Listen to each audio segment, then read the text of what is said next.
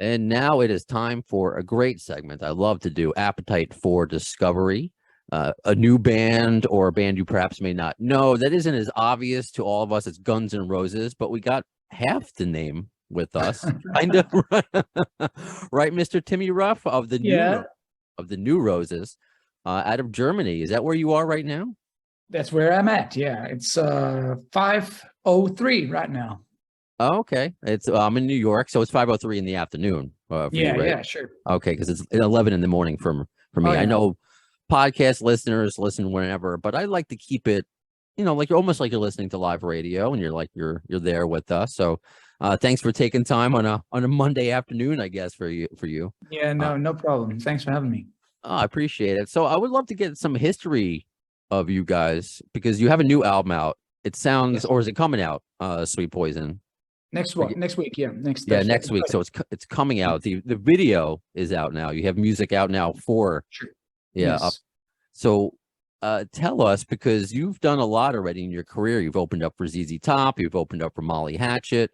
So can you kind of give us a rough history of Timmy and the New Roses?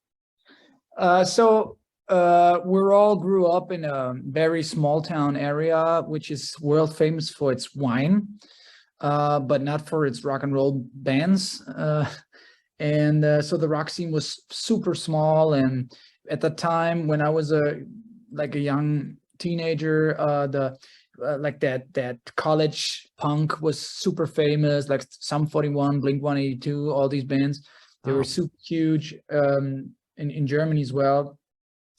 So, but I was interested in rock and roll music, and so there were just a handful of guys in pretty much my age that would have the same opinion about that. So we would see each other, and we would you know um meet each other at these festivals and stuff. We would compete in band competitions and stuff like that. So but finally in 2012 we formed this band, and I was playing with the drummer Urban for years before that in cover bands, and we covered Guns N' Roses and Bon Jovi and the Black Crowes and whatever, Elvis and Beatles and all these songs, and we were traveling around trying to make a living from that.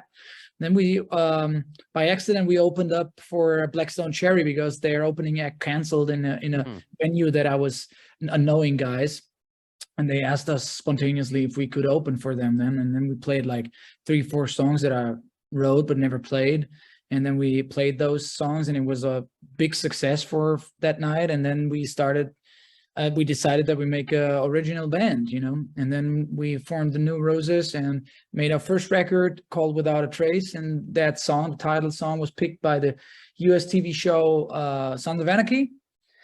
And that was a big success for us because we had no record deal or nothing. We were just doing our thing, and that put us on the map. And then after that, we played like a million biker events that you can imagine.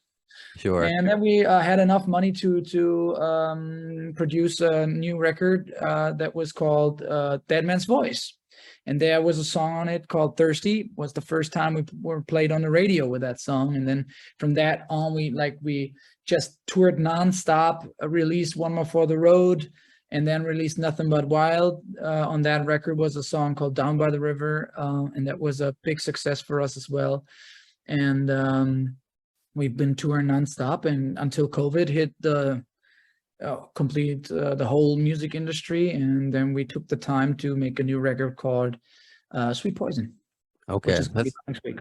Yeah, that's definitely a rough history, and I appreciate that. And you can check out the video. I didn't mention the title, The Usual Suspects. It's out there, and if you watch it on Yes. YouTube, it's kind of refreshing. A lot of bands that come on here, I'm checking out the comments, and it's like real rock and roll is surviving. The real, and this is what we want. And yeah, it's Yeah. interesting because your story I've heard before, whether it's from bands or fans that come on to be like, yeah, not all my friends are into this kind of rock and roll. It's like I have to go find it. I find that very interesting because there's obviously a need and a want for it, but we Mhm. always have to kind of go looking for our friends or bandmates. So I'm glad it kind of happened organically for you to be able to do that.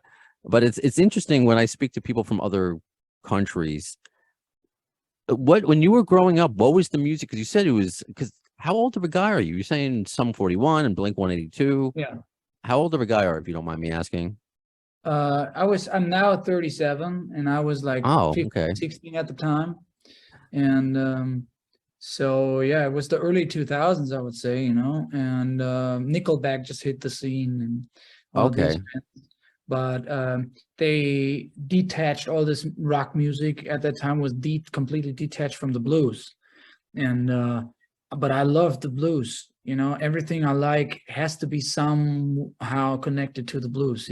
If it's Led Zeppelin, if it's, I don't know, Slayer, everything, you Hmm. still have to find that connection to the blues.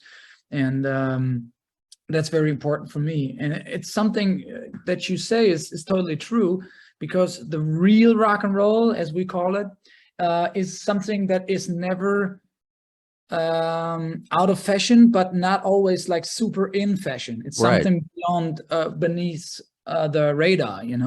It's like consistent, but not it has no super peaks anymore. So I guess if you're a young kid, 15, 16, now you have these hip bands, rock bands, new metal bands, punk bands, something that is like, exploding for a couple of years, and then it disappears again, or the whole genre changes so much that it doesn't sound at all like it sounded 3 years before that. And rock and roll just stays the same, and that's why it draws people in like me. But I don't think that's why the like a whole generation is getting like drawn in. Yeah, I hear what you're saying. And as somebody, I have to keep reminding myself how old I am. I'm 39. I keep feeling like I'm 25 still. But so I'm Yeah, you I'm look I'm the like same that. age. That's Take that just as a what compliment, man. I know. That's what people say, but it's so funny. But I wanted that to know your age so I can kind of understand what you're Yeah, saying, because we agree, but at the same time, yeah, I also grew up with those bands, Sum 41. I remember yeah, seeing Nickelback came to my college, and I went to yeah. go see I them. see that. But obviously, just like you, I was drawn to rock with the blues background, and that's why I Yeah, kind of went back a few years for Guns N' Roses, because yeah. I didn't really grow up with them. Kind of like I No, kind me of missed. neither. Me neither. I was a Yeah. couple of years too young. Our drummer's 8 years older than me, and he's Mm. like 100% in that time. So for him, they were gods. So then, who did you look to for? I guess who did you get your musical influences from? Like for me, because I got a lot from my dad, right? Listening Yes, to classic rock radio. yes, That's who influenced me. My friends, we're all into it. Yeah, we were all into rock, yeah. but I got it mainly from my dad. So when you were growing up, were your friends, they weren't listening to the same stuff? Did you have older siblings, or how did you Not at seek all. out this? Yeah. Yeah, how did you seek it So out and find your voice? I should say. yeah, And yeah. So my dad had a little record collection with these samplers, like the 50s and 60s samplers, like cool. oldies, you Sure. know. Uh, and I grew up on that, and I loved it. I loved it so much. Still, I do. Like Mm, Elvis, Jerry Lee Lewis, me too. Little Richard, Carl Perkins, Johnny Cash, like all these things.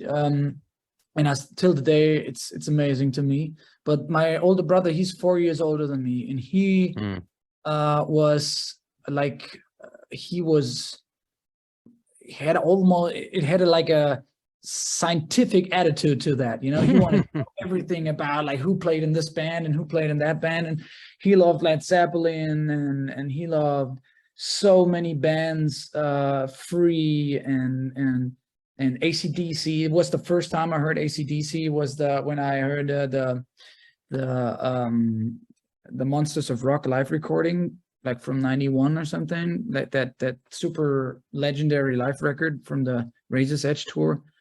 And that was the first time I heard it in his car, on a cassette, on a tape. mm. And he put it in, and it was Back in Black live. And I thought, like, this is till the day I only heard Elvis and all these things, and I thought, like, this is like, it can't get like more intense or more crazy than that. And then I Mm. heard Back in Black, and I was like totally drawn in. And so my older brother and my father, together, they had a big impact on me, and from that I just wanted to know everything about everything. Cool. Yeah, I'm the oldest of four, so I have three younger brothers, and we're all 4 years apart. So I understand your Yeah, brother, and I've tried to cram into them. They all like rock and roll, but that's good. they're not as obsessed as I am. But I did a semi good job.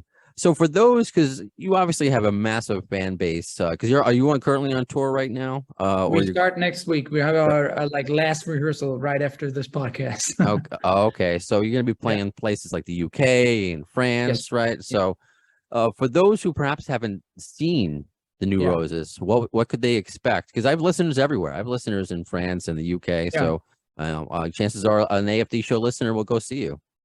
That's cool. You know what this show is it's very unspectacular, and that's the most spectacular thing about it. You know, Mhm.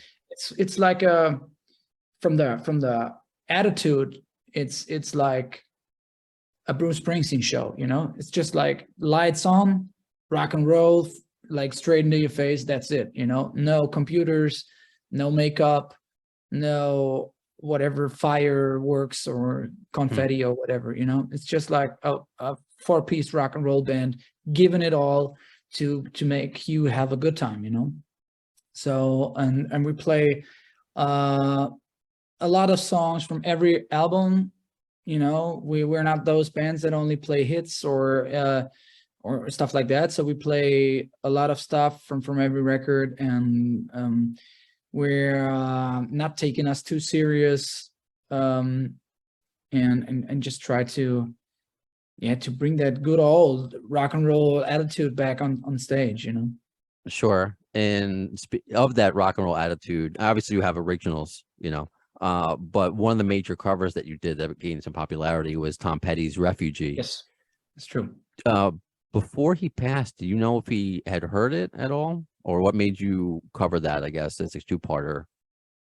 Like I said, Urban and me were surviving as a cover band before we founded the New Roses, Hmm. and um, and Tom Petty was one of those songwriters that would always pop up in our sets. You know, we played many of his songs, and not only the hits, but a lot of like Tom Petty songs because we just liked his style, and what we liked about it was he wrote songs, and they sounded a lot of very special when he sang them, but they had all these songs had the potential to be super hot rocking songs Mm, like Refugee or I Need to Know or mm, American Girl. All these songs, you could play them with more gain, and you could sing them in a higher key or something, and then you could, or like Refugee, we tuned the guitars down and gave it a more like darker attitude. So that's what we liked about Tom Petty, or that's what we always liked about him. That you could take his songs and take them somewhere else, and they still work in a different context. And that's why we decided to record that on our very first EP, 2012, I guess it was.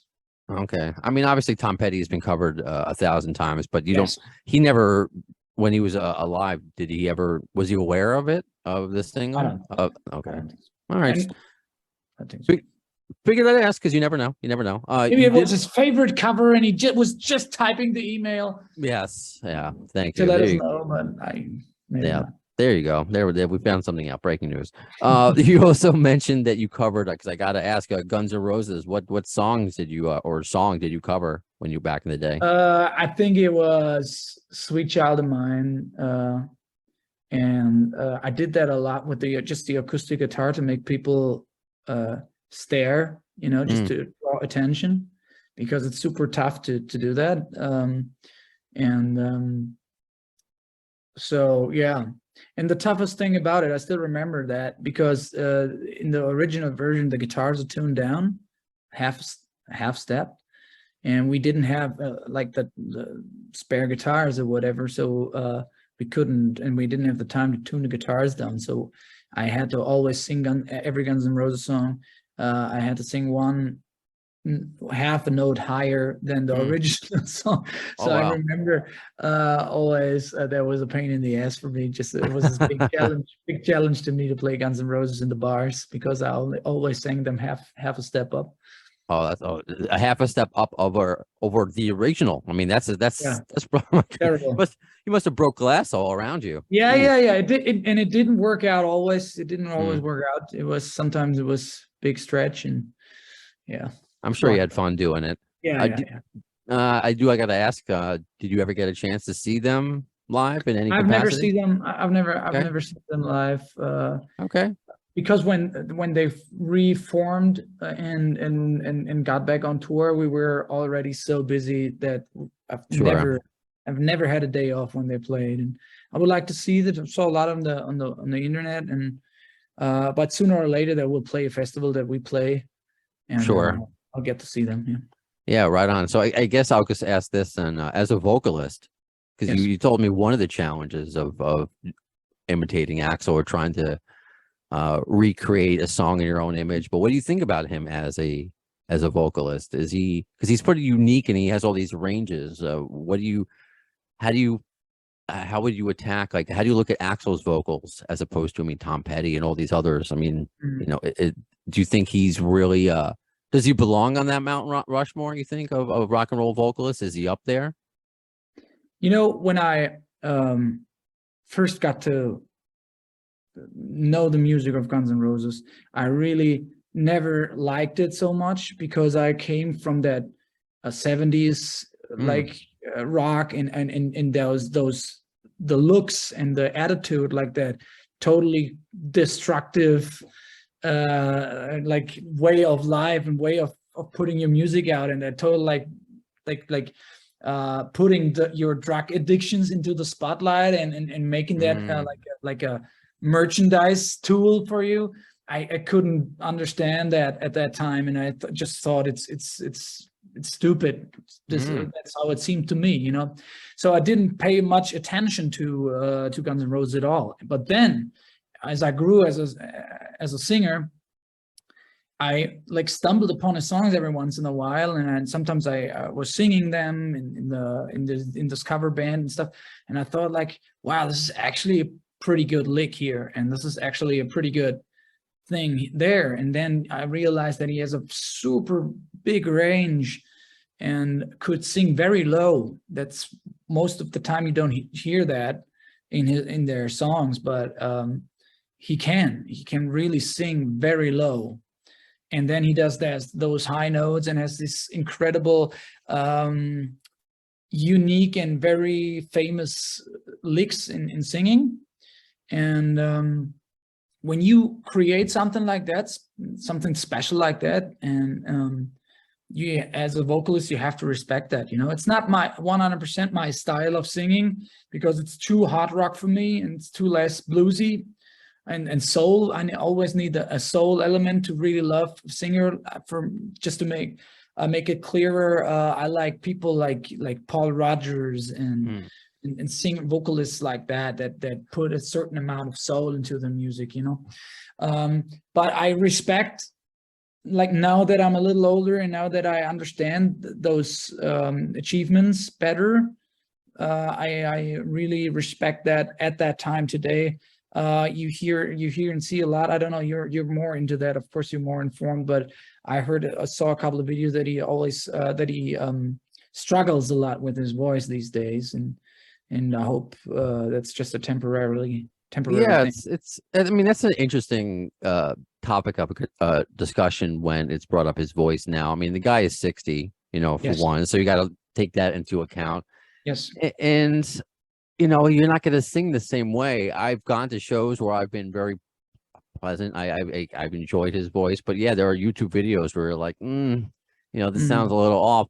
But it's, I guess, take into account he's 60. Yes. So I don't want to get too like negative. How some people are like, oh, you can't do it anymore. This, that. I'm one of those, like Molly Hatchet. Because keep doing it until the wheels fall off. If fans are Yes. coming to see you, they're leaving happy. So I don't want to get into the. That's the main thing, you know. If you actually, it doesn't matter how you create magic, you know. At the end, when it's magic and you're happy and you go home as the Sure. listener, and you thought like, hey, I had a great time, you know. However, you're fine, you know. So Sure. I mean, because they're releasing as part of their last year was the 30th anniversary of Use Your Wow. Illusion, but they're putting out a box set this year. And listening to some of they released some 1991 tracks, so they're going to, and one is released right now. You Could Be Mine. It's on YouTube. And listening to that Axl, I'm like, I have never seen that Axl, the 1991 Axl. That was just another stratosphere compared to what it is today. So Mm. yeah, I don't know if Yeah, it's I've always seen this magic clip when on that legendary Live Aid event when he sang Bohemian Rhapsody and stuff like oh stuff yeah, like that. There was something else, man. You have to, like I said, at that time I wasn't a big fan, but when I saw that, it was like, this dude, like he owns the fucking stage, you know, and there were a lot of famous and really talented people on that stage at that sure. time, that moment, you know, but he just stole the show, and that was very impressive stuff. Sure. And it's also, you brought up an interesting perspective, because whoever comes on here, you don't need to be like, oh, I love Guns N' Roses. Oh my God, they're Yes, my favorite. Have any opinion you want. It's just a yes, jumping off point. But you're talking about the 70s, and then you bring up, okay, who's this band putting drugs in the forefront, almost marketing them. That's an yeah, interesting perspective that, if you're not used to that, because that's just, they were just singing about what they knew, and they knew what they yeah, knew about yeah, were drugs. yeah. But if you're not used to that, like, wow, you could put Yeah, that to the I fore. was coming from Bruce Springsteen, you know, that was Yeah. my hero, and that he was standing there and super muscular Working and man and you know, totally working different. man, and he's super fresh and awake, you know, and he was killing it. And at that time, back in the 80s, they had trampolines on stage. People forgot about it, but Niels Lofgren, the guitarist from Bruce Springsteen, he was jumping on a trampoline, making flips and all these things during the show. And then you change the channel, and then you see these guys like falling off the stage, Yeah. totally on drugs on the stage, and not showing up to the shows, and people go crazy. And I thought, like, wow, this is like a total different version of rock and roll, you know, this is something else, you know, and I didn't understand it. It's the same with Nirvana. When I first saw Yeah. them, so I just don't get this whole like perspective on rock music. I just didn't get it because I was so like, you know, Yeah. isolated for all these years, and I just listened Mm. to 60s rock and roll, Bruce Springsteen, Paul Rodgers, and all these super fresh vocalists, you know. I liked Aerosmith a lot. Mm. They were doing the drug thing as the Guns N' Roses did then, but on the stage they were always, in the 90s, they were always super fit, you know, Yeah. and looking awesome. So they are maybe the bridge between like the rock attitude that I came from in Guns N' Roses, you know. They kind of paved the way to that. Sure. And when Aerosmith toured with Guns N' Roses, they made sure Guns N' Roses, they couldn't do any drugs because Aerosmith was sober at that time. So just Yeah. imagining Oh yeah, trying to really. survive that. Yeah, survive that tour. So no, that's a really interesting perspective, one I haven't thought about before, and completely valid. I completely get that. So for the New Roses, for Sweet Poison, what are the kind of lyrics you put out there? What kind of message, or are you putting out a message, I guess, through your music? Yeah, you know, we're not trying to cure cancer with Sure. every song, because we understand ourselves as a rock and roll band, so we don't put any political statements out, or religious statements or anything. We're not trying to tell anybody what to do and what to think, and we don't want to teach anybody. So but what we want to do is we observe what we see on tour, who we meet, who we with. And it's it's not like a working class topics like Springsteen, but it's all very close to that. So we don't talk about struggling, but we talk about like a working man's good time, you know, like simple as that. And this is maybe the gap we found for us, how that works for us.